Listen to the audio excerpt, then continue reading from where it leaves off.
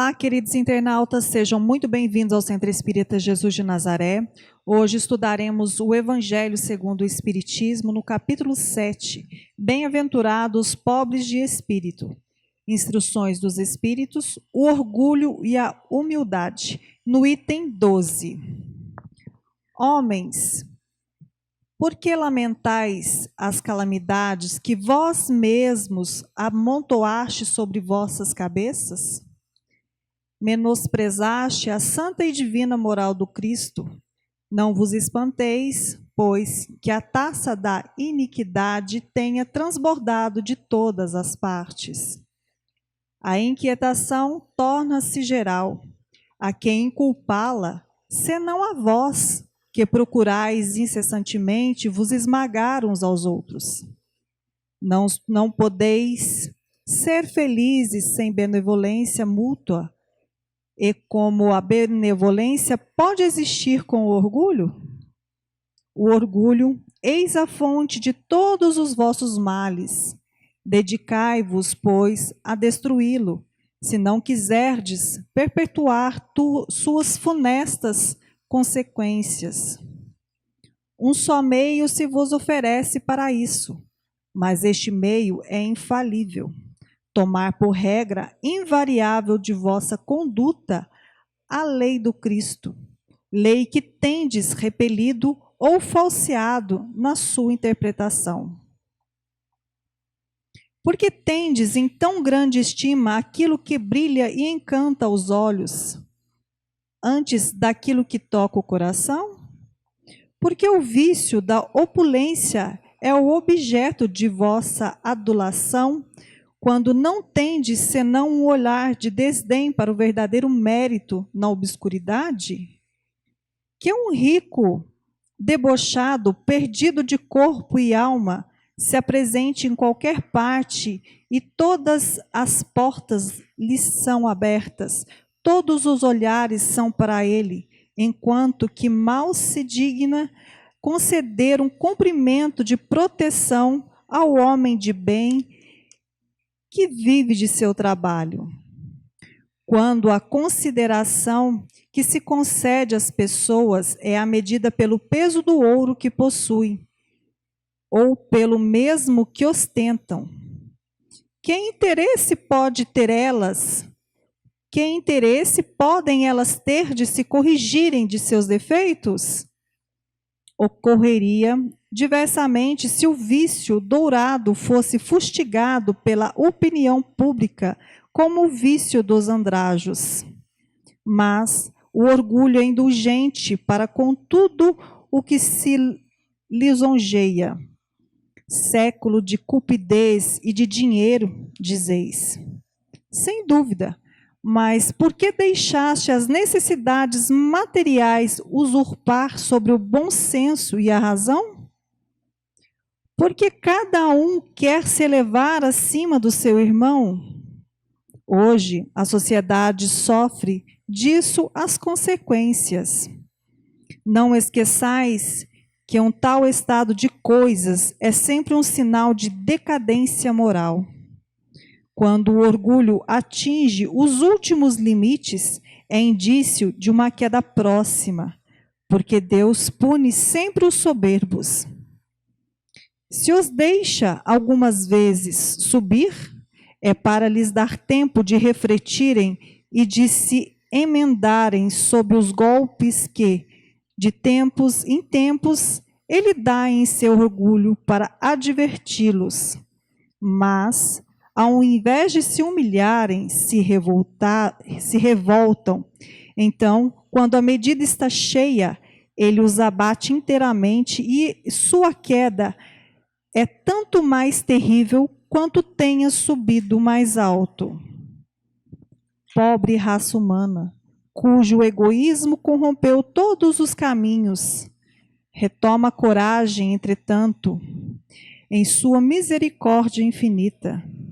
Deus te envia um poderoso remédio para os teus males, um socorro inesperado na tua aflição. Abre os olhos à luz. Eis as almas daqueles que não estão mais na terra, que vêm te chamar aos teus verdadeiros deveres. Elas te dirão, com a autoridade da experiência, quanto à vaidade e as grandezas de sua passageira existência são pouca coisa perto da eternidade.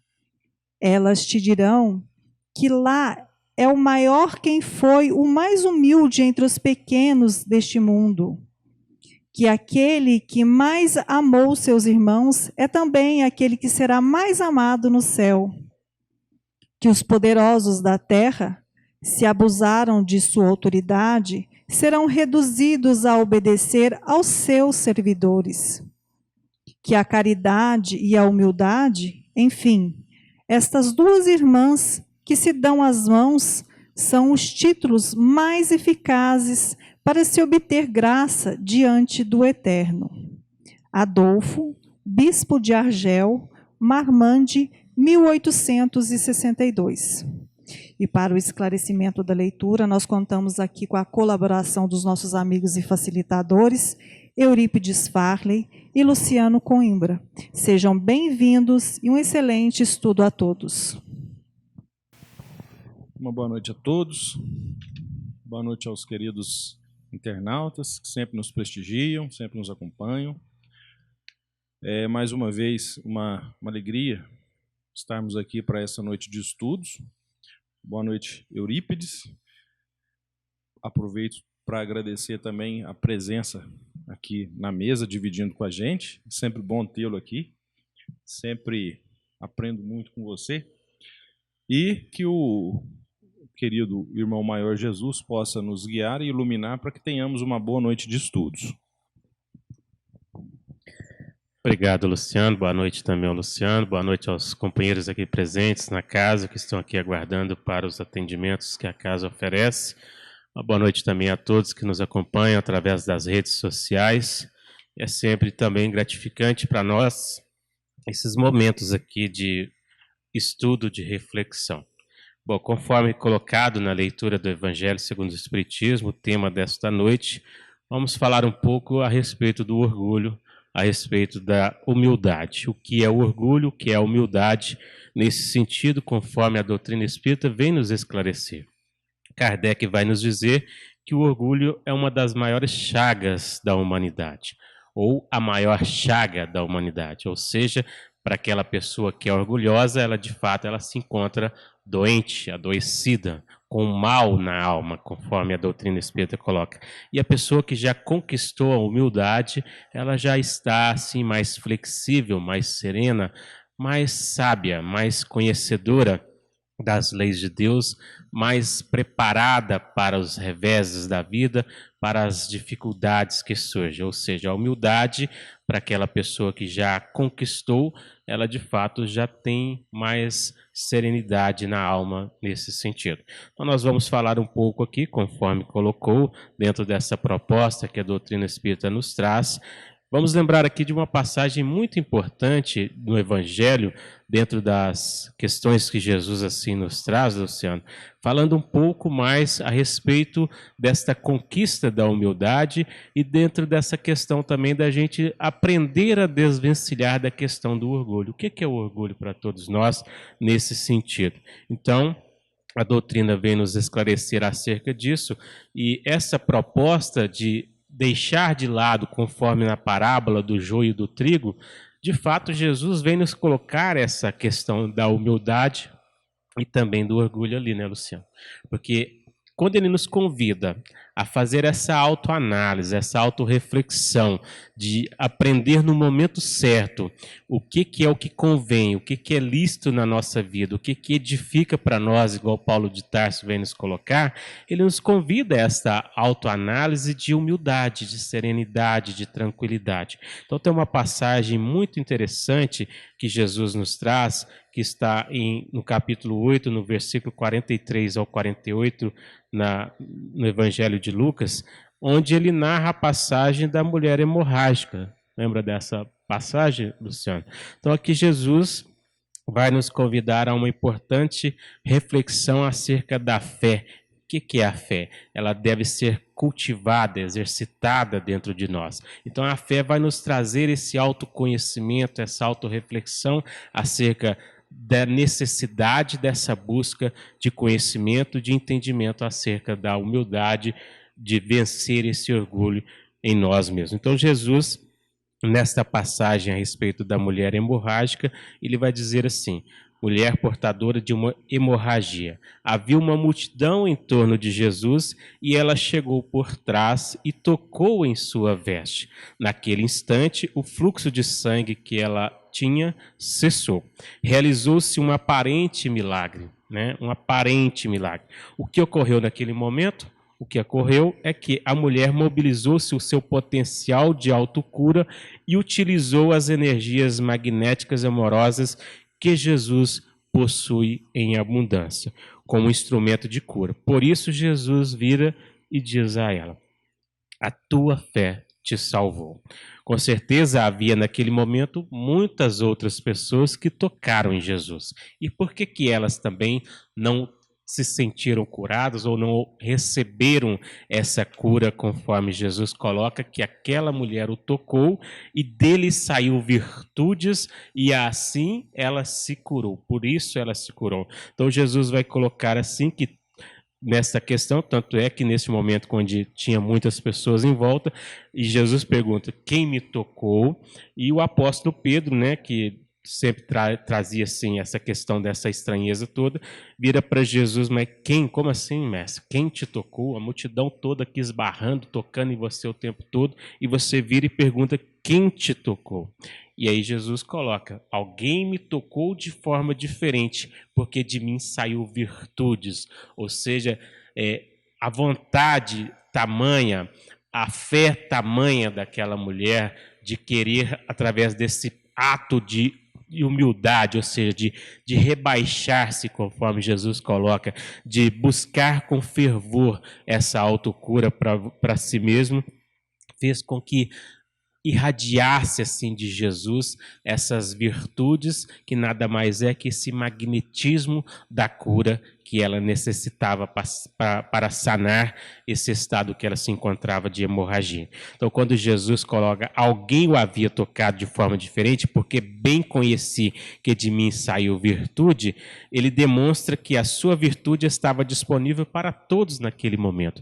Todos que o buscassem da forma diferente. Todos que o buscassem, almejando de fato a cura espiritual para seus males, para os seus problemas, para as suas dificuldades. Assim, para conosco também, Jesus vem nos convidar, Luciana, a essa busca espiritual, a essa cura espiritual. Jesus nos dá um outro exemplo fantástico nesta passagem também, da parábola da rede, a parábola que se intitula Parábola da Rede, que é a parábola no momento em que Jesus convida os pescadores a retornarem ao mar para ali jogarem novamente a rede, terem a humildade de coração, conforme ele coloca, para caminharem novamente nessa outra direção. E ali Jesus convida eles: agora joguem a rede. E eles vão lá, jogam a rede do jeitinho que eles fizeram a noite toda, tentando pescar, e não pescou nenhum peixe. Quando eles jogam a rede novamente, Jesus percebe,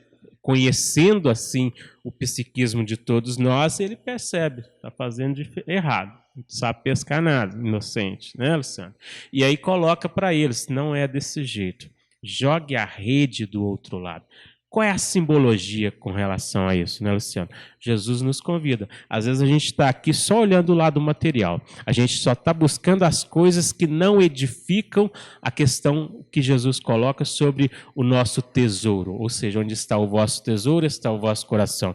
Ele nos convida a essa busca espiritual, a jogar a rede nesse lado, a buscar de fato esses sentimentos que edificam, a construir essa harmonia que vai nos trazer essa paz, essa serenidade, a conquistar a humildade, a vencer assim esse orgulho ferido que todos nós trazemos dentro de nós, dessas mazelas que nós colocamos como certas, como corretas, de coisas que nós achamos que é o certo para a nossa vida. Então, quando ele coloca que alguém havia o tocado de forma diferente, era trazendo esse ensinamento para todos nós. E a mulher que se revela amedrontada por ter, quando Jesus fala: não, alguém me tocou, parecia que ela achou que ele ia xingar ela porque ela havia o tocado, né? Então, vendo que a mulher não estava meio que se tremendo nesse sentido, Jesus dirige até a ela e diz desta forma: vá, segue teu caminho, a tua fé te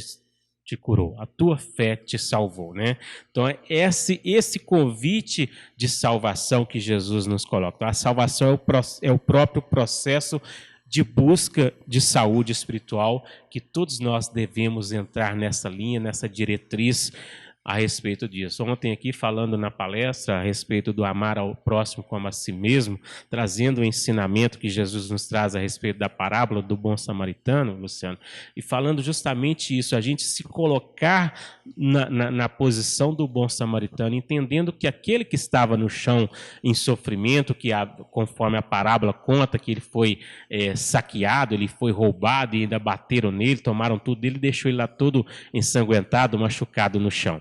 Então Jesus vem nos pedir para refletir acerca disso, se colocar no lugar do outro. Se fosse nós ali naquele momento, naquela condição, de que forma gostaríamos de ser acolhidos, de ser orientados, de ser assim resgatados daquela condição? E aí ele diz na passagem, Emmanuel vem nos trazer isso no livro Psicologia, no livro da Esperança, o título Psicologia da Caridade, ele vem nos falar acerca disso, que nós precisamos nos colocar como os bons samaritanos, porque passaram ali religiosos, passaram outros tantos e não deram a atenção devida para aquele sujeito que estava ali naquela condição, naquele momento. Nós hoje aqui, eu até falei isso ontem, interpretando isso, a gente teria o orgulho nesse sentido de falar, deve ter problema com drogas aí, deve ter brigado, deve ter aprontado por aí, por isso está nessa condição, bateram nele, mereceu, deve ter sido alguma coisa. No nosso orgulho, nós colocaríamos desse jeito. Mas aí vem Jesus nos convidar, na humildade, se coloca no lugar do outro. Amar ao outro como a si mesmo é se colocar no lugar do outro, é fazer essa autorreflexão e pensar como gostaríamos de ser acolhidos, de ser orientados, de ser auxiliados de qualquer forma. Então, a questão muito importante que Jesus aborda diz respeito a esse bom ânimo que nós temos que ter, essa questão de buscar com fervor, buscar com harmonia, buscar, de fato, com humildade e não com orgulho. Não é mesmo? Isso mesmo, Eurípides. Inclusive, até pelas passagens que você citou,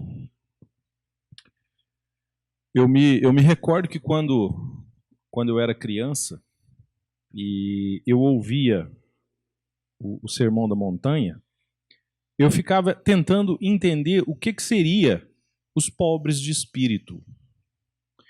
Porque a concepção de pobre sempre nos é dada para pessoas que têm poucas posses, né? E curiosamente, Cristo fala que o reino de Deus pertencerá aos pobres de espírito. E eu ficava pensando assim, gente, mas Cristo vai reservar o reino de Deus para quem não tem nada no espírito? E essa leitura de hoje, ela traz uma boa reflexão a respeito disso, porque nós ainda estamos num estágio muito baixo se comparado aos altos níveis que podemos alcançar. E uma das maiores mazelas que nós ainda carregamos é exatamente o orgulho.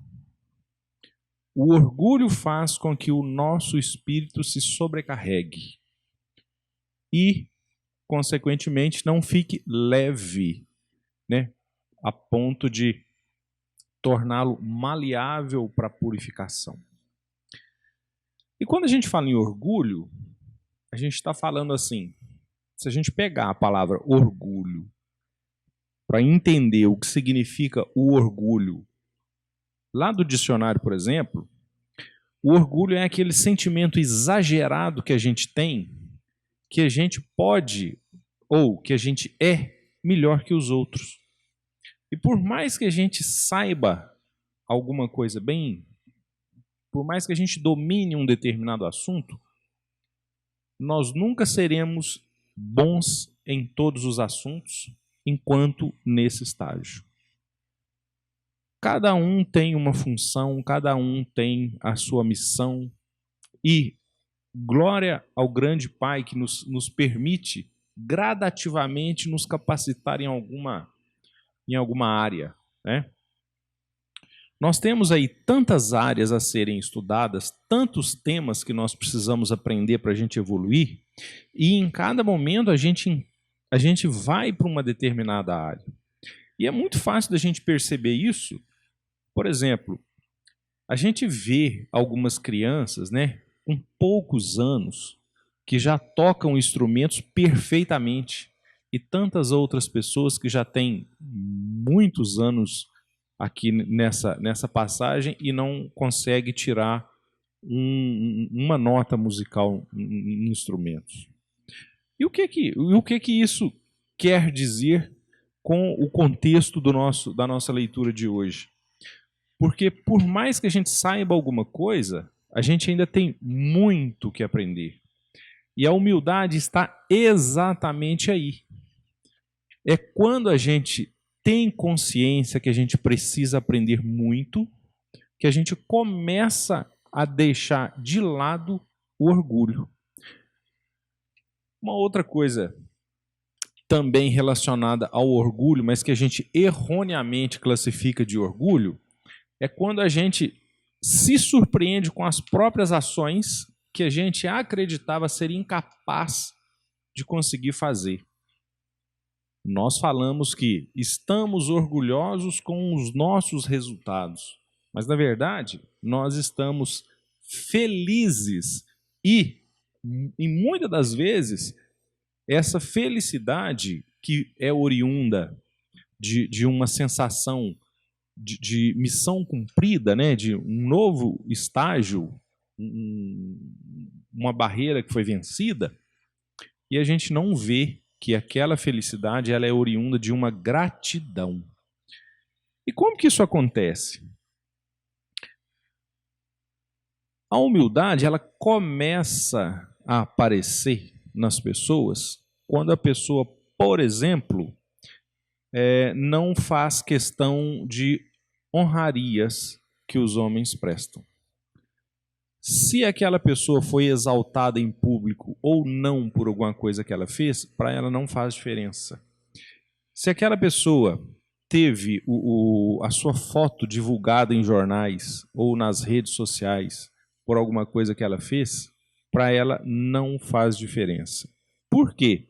Porque ela sabe que isso não vai levá-la a nada. E o que realmente vai fazer com que aquela pessoa cresça no sentido moral, no sentido espiritual, é o que ela fez, se beneficiou ou não as outras pessoas. Porque os humildes, eles têm a capacidade de enxergar a sua própria limitação. E nós, quando estamos no plano espiritual, essa capacidade é diferenciada da nossa capacidade aqui, encarnados. Porque nós usamos, inclusive, esse conhecimento para traçar a nossa, vamos falar assim, o nosso plano reencarnatório. Quando a gente está prestes a reencarnar, nós fazemos uma programação reencarnatória pedindo à espiritualidade para que nos conceda a oportunidade de trabalhar nos pontos em que somos mais fracos. Eu até aproveito para esse ponto de reflexão para falar que, se em algum momento eu usar o termo vício, é o termo que eu acho mais adequado quando se trata de alguma mazela espiritual que a gente carrega. Porque eu acho muito triste quando a gente ouve alguém falar assim, fulano tem um defeito grave, ele é orgulhoso. Dá a sensação que defeito é uma coisa que não tem conserto. Imagina assim, uma peça com defeito é uma peça que vai ser refugada. Então, uma pessoa que tem um defeito é uma pessoa que dá essa sensação que ela não vai se recuperar, né? Que ela não vai conseguir se livrar daquela mazela. Ao passo que, se a gente falar que aquela pessoa tem um vício, fica mais fácil da gente ver que o vício, como os vícios que a gente conhece, eles podem ser superados. Por exemplo, uma pessoa que tem um vício do álcool, do fumo, claro que com esforço ela consegue superar aquele vício. Da mesma forma, uma pessoa que é orgulhosa, com esforço, ela consegue superar aquele orgulho. Então, eu não vou falar de defeito, eu vou falar de vício. Assim como uma pessoa que tem a humildade, ela tem a virtude de ser uma pessoa humilde. Porque qualidade todos nós temos. Nós somos filhos de Deus, perfeito, onipotente, onipresente e onisciente. Nós somos perfeitos. Por mais que a pessoa pense assim, a minha perfeição não está relacionada à formação do meu corpo físico. Porque hoje nós temos, né, junto a gente, pessoas que têm alguma deficiência física. Mas essa deficiência física, ela é momentânea. Ela está nessa encarnação com uma deficiência física que os motivos não vem ao caso a gente debater agora. Mas elas não são pessoas defeituosas. Então, a deficiência física nada tem a ver com defeitos. Todos nós somos perfeitos. O que nós precisamos fazer é nos aprimorar espiritualmente. E é exatamente nesse ponto que a gente volta a falar sobre o título do capítulo, que foi o tema que Cristo usou lá no Sermão da Montanha, onde ele diz que bem-aventurados são os pobres de espírito. Tendo falado do orgulho, tendo falado da humildade, vamos falar agora um pouco do que é ser um pobre de espírito. Pobre de espírito, antes de qualquer coisa, é uma pessoa que já vive a humildade. Uma pessoa que já sabe das suas capacidades, já sabe dos seus limites e, principalmente, a pessoa que tem consciência do seu estado e do seu estágio na evolução. Ela sabe onde ela precisa melhorar e trabalha para isso. E essa pessoa tem algumas características que, quando a gente percebe, logo a gente associa a uma pessoa humilde. Por exemplo, uma pessoa que é humilde e que é pobre de espírito é uma pessoa que é muito reservada. Não é uma pessoa que fica dando notícia de tudo que fez, contando para os quatro cantos o que vai fazer, e falando do que ganhou, do que não ganhou, do que perdeu, enfim. Não é uma pessoa que reclama e não é uma pessoa também que fica... É uma pessoa reservada. Ela tem ali a sua vida, claro que compartilha com os seus próximos, mas ela não fica fazendo alarde, né, por qualquer coisa. Essa pessoa, ela não tem um objetivo de ter um posto grande. Não que ela não tenha vontade de crescer, mas se ela tiver num posto grande e ela não puder ser útil aos outros, não faz diferença, porque ela procura, antes de ocupar um cargo maior, ser útil para as outras pessoas. Essa também é uma característica das pessoas que são humildes. Assim, ela consegue entender que o peso da cruz que ela carrega é justo para a vida que ela tem. Ela sabe que Cristo não deixa ninguém carregar uma cruz mais pesada do que a que é de merecimento da pessoa. Desta forma, a pessoa humilde, ela vive com um propósito de aproveitar a vida para se evoluir espiritualmente, mesmo que isso não seja uma coisa clara para ela, porque ela vai valorizar mais as virtudes do que os vícios. E nesse estágio, ela já está quase livre da maioria dos vícios, principalmente os outros vícios que são desencadeados pelo orgulho.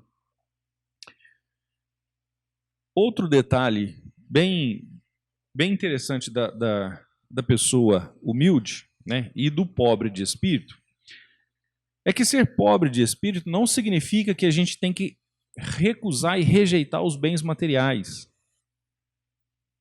O que a gente precisa fazer, e o que a gente precisa ter em mente, né, é que nós precisamos só do suficiente.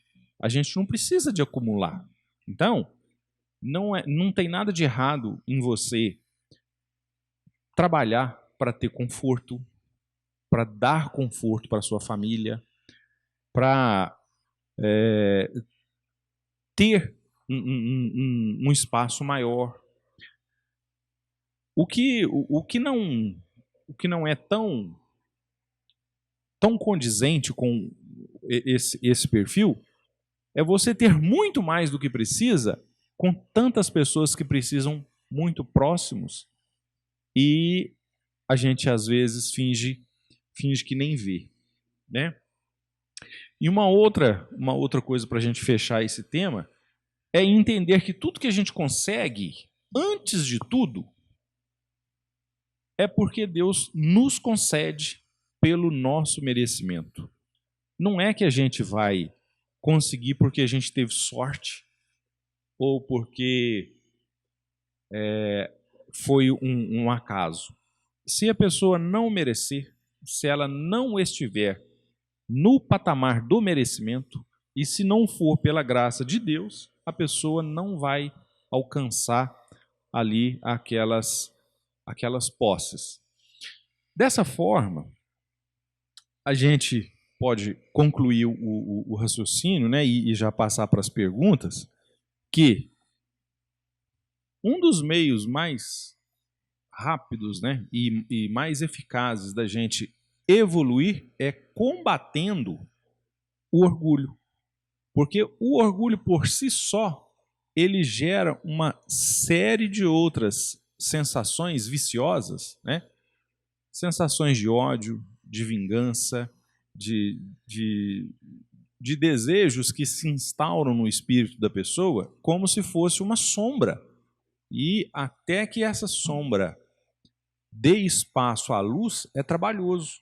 Então, como o próprio texto diz, que comecemos o nosso trabalho para vencer o vício do orgulho. E quanto mais rápido fizermos, mais próximo dos altos graus evolutivos estaremos. Não é isso, Eurípides? Muito bem, Luciano. Bom, dentro dessa proposta que Jesus nos convida a refletir, nessa construção em que todos nós assim estamos destinados, né? Nessa busca de humildade, de vencer as más tendências que ainda trazemos devido ao nosso orgulho, na pergunta 886 aqui do Livro dos Espíritos, onde traz como título nesta passagem Caridade e Amor ao Próximo, Kardec assim pergunta: qual é o verdadeiro sentido da palavra caridade, como entendia Jesus? E aí, olha só, como entendia Jesus, como colocou Jesus, como expressou Jesus, como vivenciou Jesus, nos mostrando aqui esse caminho. E aí é colocado para nós que ele é a benevolência para com todos, a indulgência para com as imperfeições alheias e o perdão das ofensas.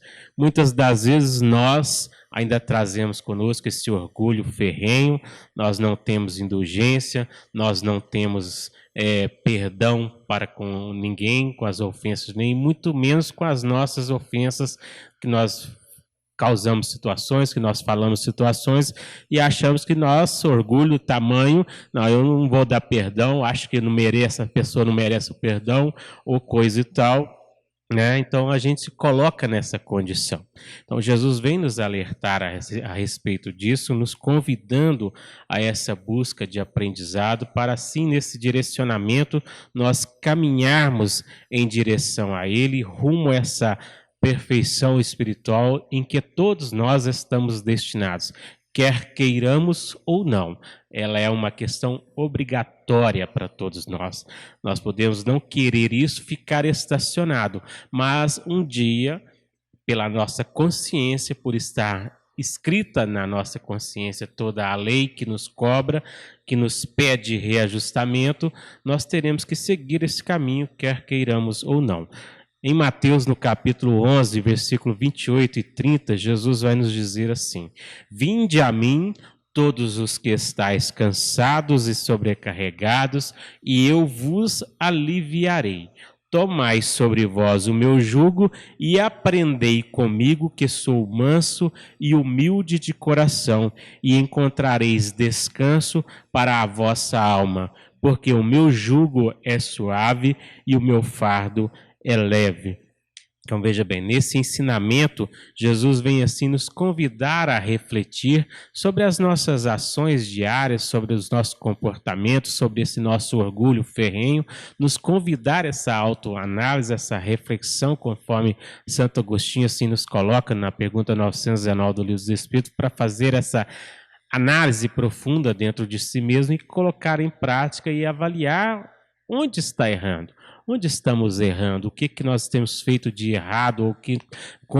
A maneira como nós estamos caminhando, levando as nossas vidas, né? Então, se reconhecer sim sofrimento, aflito e sobrecarregado a partir das próprias ações de desamor, rebeldia e orgulho diante da vida.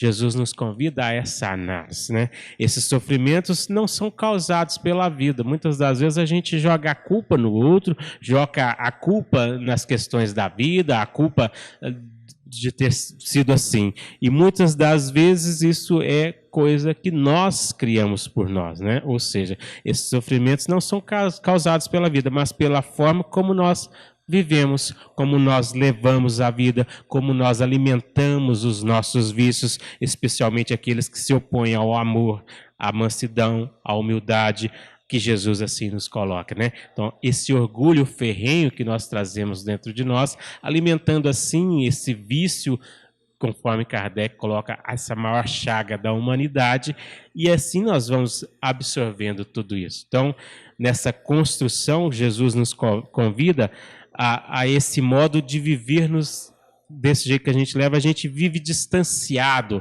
da lei de Deus, a gente vive distanciado de Jesus.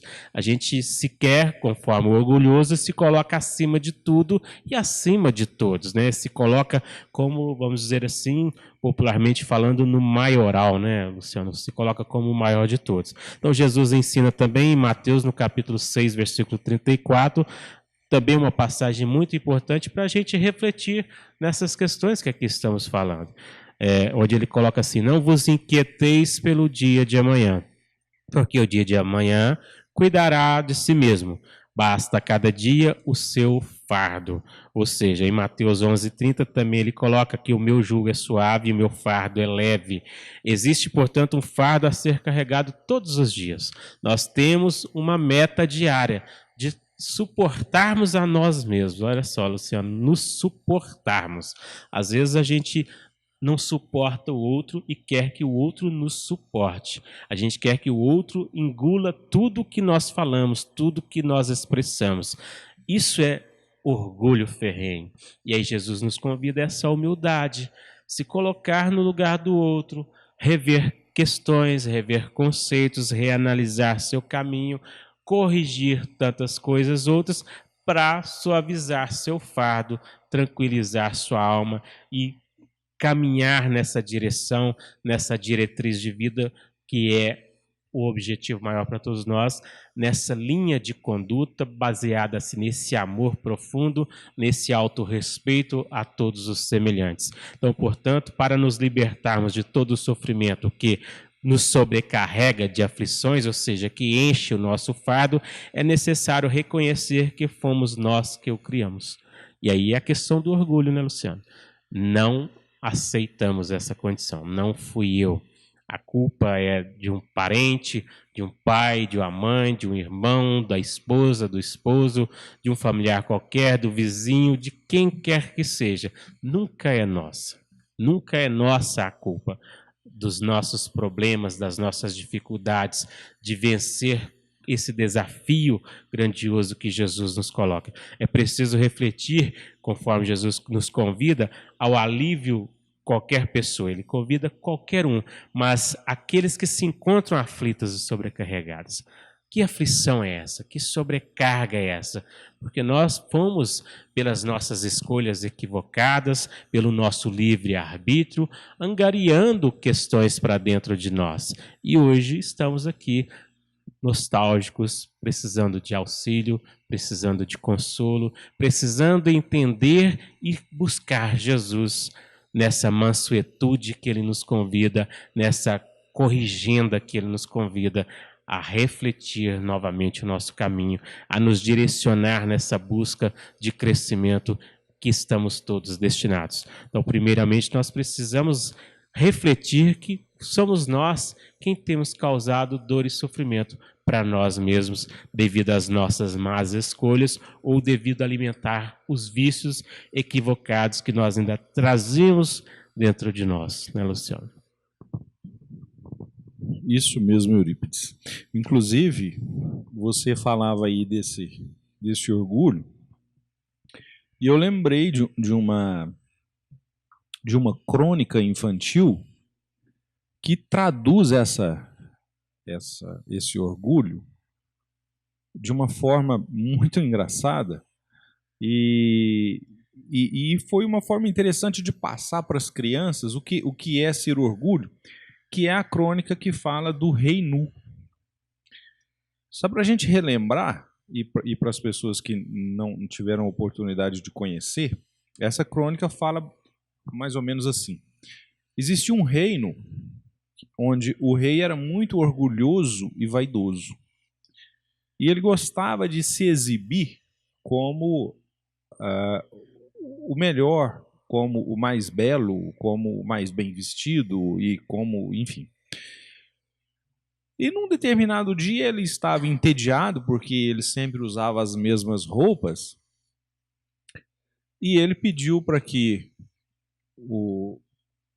os serviçais trouxessem todos os alfaiates do reino e a estes foi incumbido uma ordem de trazer para o rei uma roupa nova que nenhum rei jamais usara. E eles ficaram completamente apertados porque eles não sabiam o que fazer. E um teve uma grande ideia a partir do próprio orgulho do rei. E ele falou assim: ó, Vossa Majestade, eu soube da criação de um tecido encantado que os tolos não podem ver. E o rei falou: é esse que eu quero. Quero que você faça uma vestimenta com esse tecido encantado. E assim foi feito. Só que como esse tecido não existia, foi-lhe apresentado ao rei uma suposta, roupa, só que não tinha nada. Quando foi apresentado para o rei, ele ficou apertado porque ele não queria assumir que era tolo pelo fato de não estar vendo o tecido e falou: realmente é muito bonito. Eu quero vestir. O alfaiate fez com todos os gestos como se estivesse vestindo um rei. E ele pediu para que comunicasse para todo o reino que ele, a partir daquele dia, estaria usando uma roupa que só os inteligentes, só os espertos podiam ver, que os tolos eram incapazes de ver.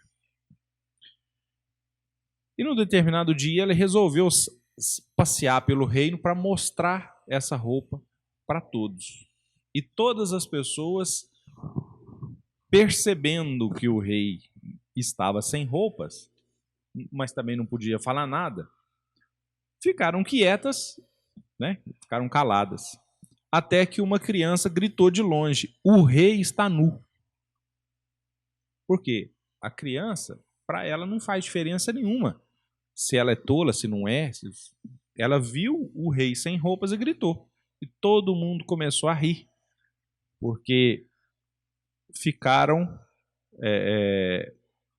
com a verdade exposta, né? E o rei ficou tão sentido com aquilo, ficou tão humilhado, que a partir daquele momento ele começou a usar as vestes mais simples que o reino podia oferecer.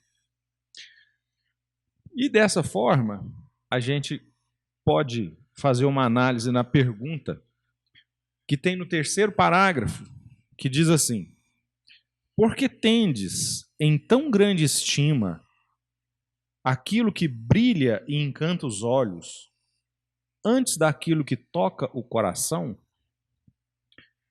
Porque o orgulho faz isso. O orgulho, ele não se preocupa com o que você quer sentir. O orgulho, ele se preocupa com o quão eu sou melhor que os outros. Como eu posso me sobressair aos outros. Inclusive, tem até um pouco abaixo dessa pergunta, existe um outro questionamento: por que a tendência dos orgulhosos é se elevar acima dos irmãos, nem que para isso tenha que esmagá-los? Isso também é uma outra característica dos orgulhosos, porque eles têm a necessidade de ser melhores, eles têm a necessidade de se sobressair, né? E em muitas situações, até criando situações que não existem, nem condizem com aquele momento que eles estão vivendo. E o texto fala também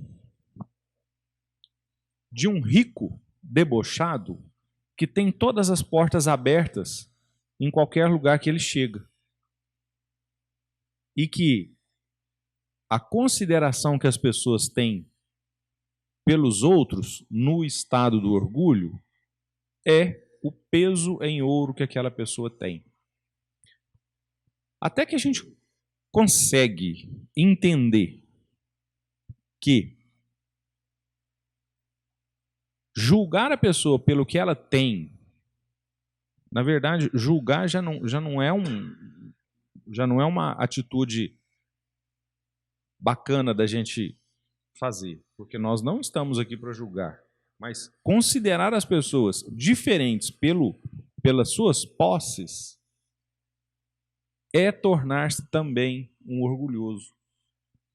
Porque a gente imagina assim: se eu tratar melhor aquela pessoa que tem posses, ela pode me elevar também. E às vezes a gente acaba esquecendo de outros irmãos valorosos que nós temos do nosso lado. Isso me faz lembrar uma outra passagem que diz o seguinte: uma pessoa estava procurando um emprego e ela foi numa indústria para ver se tinha alguma oportunidade de trabalho. E o atendente falou: olha, aqui nós temos uma lista de espera, e para que você entre nessa lista de espera é necessário que você deixe um currículo aqui. E a pessoa falou: olha, eu não tenho, eu não trouxe.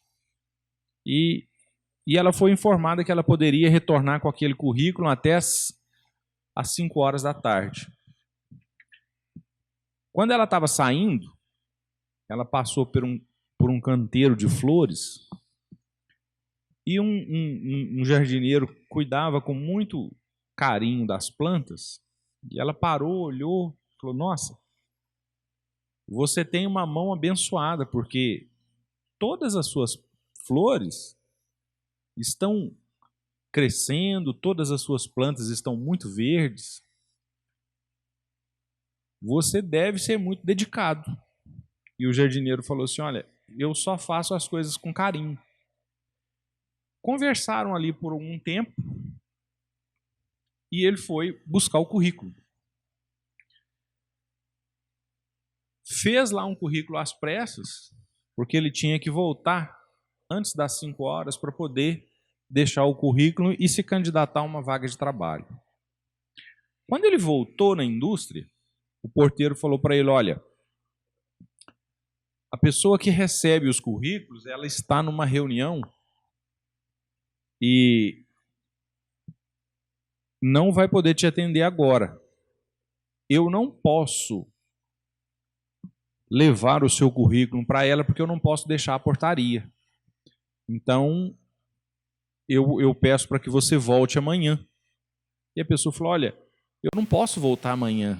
O meu prazo é até hoje, às 5 horas. E ele falou, olha, infelizmente, eu não posso te ajudar.